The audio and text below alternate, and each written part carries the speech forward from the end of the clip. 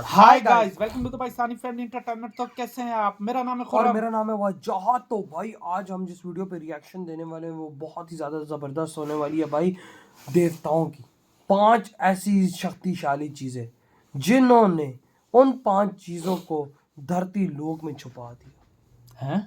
कौन सी थी यार वो जो अबे जमीन पे जो छुपा समझ है? यानी अभी तक वो छुपी हुई है। सारी बात है, अभी तक होंगी, अभी वॉच लेकिन करते वो हैं भाई। कौन सी ऐसी चीजें हाँ, थी और जरा वो भी देखते हैं। शक्तिशाली। हाँ, तो देखते हैं भाई, तो देखने देख के के ही पता बाद चलेगा बिल्कुल बाकी भाई। होगा। तो कौन करते हैं 3 2 1 एंड स्टार्ट। देवताओं की 5 शक्तिशाली दैव्य वस्तुएं जिन्हें खुद देवताओं ने धरती लोक पर छुपा दिया। आखिर कौन सी थी ये 5 शक्तिशाली दैव्य वस्तुएं? हाँ यार, देखते आप हैं। देख रहे हैं मिस्टीरियस हिंदू। तो चलिए अब करते हैं ज्ञान की बात। वीडियो में आगे बढ़ने से पहले हमारे चैनल को सब्सक्राइब अवश्य कीजिएगा और बेल आइकन जरूर दबाएं। साथ ही कमेंट बॉक्स में जय श्री कृष्ण जय श्री राम अवश्य लिखिएगा। प्राचीन काल में ऐसी बहुत सारी वस्तुएं मौजूद थी जिनके बल पर देवता, उनके अंशावतार या मनुष्य असीम शक्ति और चमत्कारों से परिपूर्ण हो जाते थे। उन वस्तुओं के बगैर व्यक्ति खुद को असहाय मानता था। कहते हैं ऐसी वस्तुएं आज भी किसी स्थान विशेष पर सुरक्षित छुपाई गई हैं। तो आज के इस वीडियो में हम जिक्र करेंगे उन 5 चमत्कारी शक्तिशाली दैव्य वस्तुओं के बारे में जिन्हें खुद देवताओं ने धरती लोक पर छुपा दिया था। हो सकता है कि आपके ढूंढने या तपस्या करने पर आपको ये वस्तुएं प्राप्त हो जाएं। 5वें नंबर पर है अक्षय पात्र। अक्सर ये चमत्कारी अक्षय पात्र प्राचीन ऋषि मुनियों के पास हुआ करता था। अक्षय का अर्थ है जिसका कभी क्षय या नाश न हो। दरअसल एक ऐसा पात्र जिसमें कभी भी अन्न और जल समाप्त नहीं होता था। वही महाभारत में अक्षय पात्र संबंधित एक कथा भी मौजूद है। जब 5 पांडव द्रौपदी के साथ 12 वर्षों के लिए जंगल में रहने चले गए थे, तब उनकी मुलाकात कई तरह के साधु संतों से हुई थी। वो कुटिया बनाकर रह रहे थे और वहाँ पर भ्रमणशील साधु संतों के जत्थे उनसे मिलने के लिए और कुटिया में प्रवास करने के लिए आते थे। एक दिन उनकी कुटिया में स्वयं ऋषि दुर्वासा पहुंचे, वो भी अपने कई सारे शिष्यों के साथ। 5 पांडवों सहित द्रौपदी के मन में एक प्रश्न था, मैं इन सैकड़ों हजारों साधुओं को आखिर भोजन कैसे कराऊं? कहते हैं तब पुरोहित धौम्य ने उन्हें सूर्य के 108 नामों के साथ आराधना करने के लिए कहा। युधिष्ठिर ने इन नामों का बड़ी आस्था के साथ जाप किया और अंत में भगवान सूर्य ने प्रसन्न होकर युधिष्ठिर के पास प्रकट होकर उनसे पूछा कि इस पूजा अर्चना का आशय क्या है। युधिष्ठिर ने बताया कि उनकी कुटिया में स्वयं ऋषि दुर्वासा अपने कई सारे साधु शिष्यों के साथ पहुंचे हुए हैं और हम उन्हें भोजन कराने में असमर्थ हैं। मैं आपसे अन्न की अपेक्षा रखता हूँ ताकि ऋषि दुर्वासा और साथ ही साथ उनके सभी शिष्यों को भोजन करा सकूं और उनके श्राप से भी बच सकूं। कहते हैं तब सूर्यदेव ने एक तांबे का पात्र देकर युधिष्ठिर से कहा, हे युधिष्ठिर, तुम्हारी कामना पूर्ण हो। मैं 12 वर्ष तक तुम्हें अन्न दान करूंगा। ये तांबे का बर्तन मैं तुम्हें देता हूँ। तुम्हारे पास फल, फूल, शाक आदि 4 प्रकार की भोजन सामग्रियां तब तक अक्षय रहेंगी जब तक कि द्रौपदी उन्हें परोसती रहेगी। तांबे का वह अक्षय पात्र लेकर युधिष्ठिर बहुत प्रसन्न हुए और अंत में उन्होंने ऋषि दुर्वासा साथ ही साथ उनके सभी शिष्यों को भोजन कराया। वहीं चंद श्रुतियों के अनुसार इस तरह के कई सारे अक्षय पात्र आज भी हिमालय के साधुओं के पास मौजूद है। ये पात्र सूर्य की साधना से ही प्राप्त होता है, लेकिन महाभारत के दौरान इस्तेमाल किया गया द्रौपदी का वो अक्षय पात्र आज भी हिमालय की किसी पहाड़ी में दफन है। चौथे नंबर पर है कर्ण के कवच और कुंडल।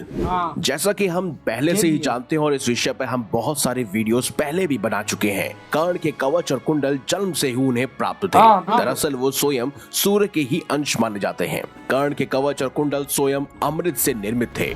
कुंडल उन्हें स्फूर्ति और शक्ति प्रदान करता था और कवच दिव्य अस्त्रों से उनकी सुरक्षा करता था। कहते हैं महाभारत के युद्ध के दौरान उनके कवच और कुंडल को छल से इंद्र ने अपने पास ले लिया था, जिसकी वजह से युद्ध के अंत में स्वयं कर्ण का वध संभव हो पाया। लेकिन कहते हैं कि कर्ण का कवच और कुंडल जब इंद्र स्वर्ग लोक लेके जा रहे थे तब देवों द्वारा उन्हें रोक दिया गया। अच्छा। क्योंकि छल से प्राप्त की गई कोई भी वस्तु स्वर्ग लोक में नहीं लेके जा सकते हैं। इसीलिए इंद्रदेव को कर्ण के कवच और कुंडल धरती पर कहीं छुपाने पड़े। बहुत से जनश्रुति कहती हैं कि ओम नामक पर्वत पर ही कर्ण के कवच और कुंडल ओम को नामक छुपाया गया पर्वत है। पे। इस विषय में आपका क्या मानना है कमेंट ये बॉक्स आज में और हमें ऐसे अवश्य बताइएगा। मूवी भी फोरम बनी हुई तीसरे है। नंबर पर अच्छा। मौजूद याद है, बॉलीवुड दैव्य को वस्तु कवच और गांडीव कुंडल धनुष के हाथ लग और गया था। तरकश है। हाँ। कहते हैं वो ऋषि जैकी दादा दधीची की ने है। देश हित के लिए अपनी हड्डियों का दान किया और उन्हीं हड्डियों से 3 धनुष बने, गांडीव, पिनाक और सारंग। अच्छा। पिनाक धनुष स्वयं भगवान शिव का धनुष था, वहीं सारंग स्वयं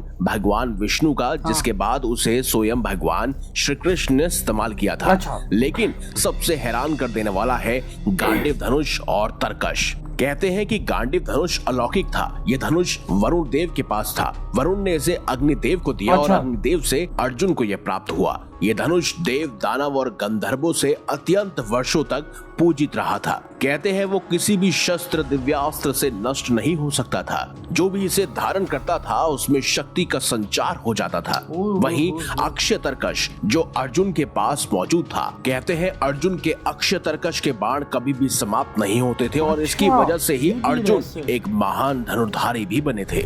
वहीं स्वर्गारोहण के दौरान धीरे धीरे करके सभी पांडवों ने अपने अस्त्र शस्त्र त्यागे थे। अग्निदेव के कहने पर अर्जुन ने स्वयं एक तालाब में अपने गांडीव धनुष और साथ ही साथ अक्षय तरकश को भी डाल दिया अच्छा। था। कहते हैं इसके बाद अग्निदेव ने स्वयं गांडीव धनुष को और अक्षय तरकश को कहीं धरती पर छुपा दिया था। अच्छा, जनश्रुति का धरती मानना पर है कि छुपा हुआ है। उत्तराखंड ही वो जगह है जहां पर गांडीव धनुष और अक्षय तरकश कहीं छुपे हुए हैं। लेकिन किसी को अब पता बात नहीं करते है। हैं यानी दूसरे एक नंबर स्टेट पर उत्तर मौजूद प्रदेश, 3 छोटा ऐसी तो नहीं है, चमत्कारी बाकी मणियों के बारे में जिन्हें धरती पर छुपाया गया है। उनमें से एक है पारस मणि, पारस जिसका मणि? जिक्र पौराणिक और लोक कथाओं में खूब किया गया है। इसके हजारों किस्से और कहानियां समाज में आज भी प्रचलित है। दरअसल पारस मणि की खासियत है कि पारस मणि से लोहे की किसी भी चीज को छुआ देने पर वह सोने की बन जाती थी। इससे लोहा काटा भी जा सकता था। कई लोग तो दावा भी करते हैं कि उन्होंने पारस मणि को देखा है। मध्य प्रदेश के पन्ना जिले में जहां हीरे की खदान है, वहां से 70 किलोमीटर दूर दनवारा गांव में एक कुएं में रात की रोशनी दिखाई देती है। अच्छा, ये और अभी लोगों भी का होता मानना है कि उस कुएं के अंदर ही पारस मणि मौजूद है। हाँ, वहीं कुछ जाहिर लोगों का बात है, यह भी लोगों ने मानना है देखा कि तो। हिमालय में ही कहीं पर पारस मणि को छुपाया गया है। तो कई सारे लोग कहते हैं कि मध्य प्रदेश के उस खास दनवरा गांव में ही उस कुएं में पारस मणि को छुपाया गया है। दूसरी है अश्वत्थामा की मणि। कहते हैं अश्वत्थामा की सारी शक्तियां जो उसी मणि कलयुग में में समाहित उनको थी। मिलेगी। वही स्वयं भगवान श्री कृष्ण ने अश्वत्थामा की उस मणि को अश्वत्थामा से छीन लिया था और उन्हें इस पृथ्वी लोक पर आजीवन भटकने का श्राप भी दिया था। इस विषय पर हम पहले भी एक वीडियो बना चुके हैं, तो उस वीडियो में आप डिटेल में अश्वत्थामा की मणि के बारे में जान पाएंगे। वहीं तीसरी है समयंतक मणि। कुछ लोग कोहिनूर को ही समयंतक मणि कहते हैं। हालांकि इसमें कितनी सच्चाई है ये कोई नहीं जानता। कहते हैं ये मणि इंद्रदेव के पास थी और वो इसे धारण करते थे। इंद्रदेव ने ये मणि सूर्यदेव को दी थी। बहुत काल बाद ये मणि राजा सत्राजीत के पास गई और सत्राजीत ने ये मणि अपने देव घर में रखी थी। वहीं सत्राजीत के भाई प्रसन्नजीत आखेट के लिए जब जंगल में गए तो इस मणि को पहन कर गए। वहां पर जंगल में सोयम सिंह ने उन्हें मार गिराया। सोयम सिंह के पास उस मणि को देखकर जामवंत जी ने सिंह को मारकर उस मणि को ले लिया और बाद में स्वयं भगवान श्री कृष्ण और जामवंत जी का आपस में मुकाबला हुआ, जिसके बाद स्वयं भगवान श्री कृष्ण ने वो मणि जामवंत जी से जीत ली और उसके बाद वापस सत्राजीत को लौटा दी। कहते हैं कि इसके बाद समयंतक मणि कहाँ गई किसी को कुछ भी नहीं पता है। वहीं जनश्रुति का दावा है कि जगन्नाथ मंदिर में आज भी वो मणि कहीं छुपा कर रखी गई है। तो यही थी वो 3 खास मणियां जिन्हें देवताओं ने धरती पर ही छुपाया है। अब बात करते हैं पहले नंबर पर मौजूद दैव्य वस्तु की, जो स्वयं हिमालय की पहाड़ियों पर आज भी मौजूद है। और ये कुछ और नहीं बल्कि संजीवनी बूटी है। ये एक ऐसी जड़ी थी जिसको खाने से गंभीर बीमारियां भी दूर हो जाती थी। जो व्यक्ति मृत्यु को प्राप्त होने वाला हो वो भी इसे खाकर एकदम फिट हो जाता था। रामायण में भी ऐसा ही हुआ था। संजीवनी बूटी खाकर स्वयं लक्ष्मण जी एकदम स्वस्थ हो गए थे। बहुत सारे वैज्ञानिकों का ये भी मानना है कि संजीवनी बूटी को खाकर एक अलग ही प्रकार की शक्ति महसूस होती है।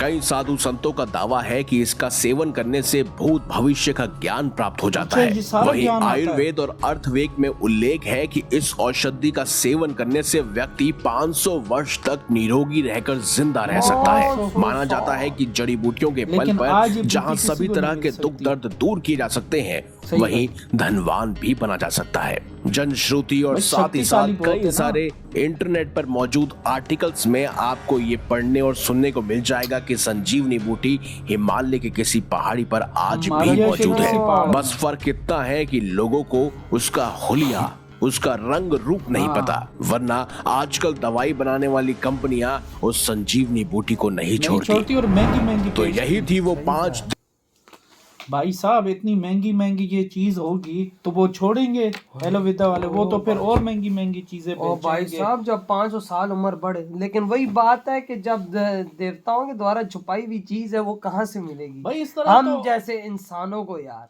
भाई इस तरह तो अक्षय पात्र है हाँ, और जो भाई वो साहब भी छुपा दिया गया वो है। भाई कर्ण के कुंडल हैं, कवच है, और वो उनका है अर्जुन गांडीव का है, ये चीजें सारी आज भी पृथ्वी में छुपाई गई हैं, लेकिन किसी को क्या पता कि वो किधर है और किधर किधर मणि नहीं है। हाँ उसके बाद फिर यही है हाँ, अंदाजा लगा लो अब ये कहाँ से मिलेंगी। भाई अब तू खुद थे, कोई कहते उत्तर प्रदेश में, कोई हिमाचल प्रदेश में, हाँ, लेकिन मतलब इन्हीं साइडों पे है। लेकिन भाई साहब वो कितनी जमीन के नीचे है, किसको क्या पता, क्या पता उस वक्त कितनी पृथ्वी नीचे थी, कितनी ऊपर थी, कितनी नहीं, अब कितनी ये भी तो खुदाई किसी को की नहीं थी, पता। किस तरह से किया अब था हो भाई, सक वो तो उन्हीं को हाँ, पता है भाई 10 साहब। फुट खुदाई हो, 20 फुट हो खुदाई तो तब जाके मिले। और अभी ऊपर कितना हो गया, वो बड़ी चीजें बढ़ती रहती यही हैं। तो कह रहा हूँ इतनी आसान थोड़ी हो भाई साहब, ये आजकल किसी को मिल भी नहीं सकती ना भाई इतनी ना। देवियां शक्तिशाली हैं। भाई अब देख खुद ले। सोच ले, अगर संजीवनी बूटी के चलो ये तो खाने से है ना, चलो वो भी शक्तिशाली हैं, लेकिन ये अगर कोई खा ले तो कितनी शक्तिशाली हो और जाएगा 500 साल बीमारियां तक खत्म वो हो मरेगा जाएंगी। ही नहीं। तो बीमारियां खत्म हो जाएंगी ना, यानी कि ताकतवर हो जाएगा भाई साहब। आप तो खुद अंदाजा लगाओ ना। और ये अंदाजा लगा ले आज भी ये किसी ना किसी किसी जमीन को- के नीचे हिस्से में आज भी ये छुपी तो हुई वही है। ना, और भाई साहब अब किसी को पता भी नहीं है उसकी शेप है कैसी।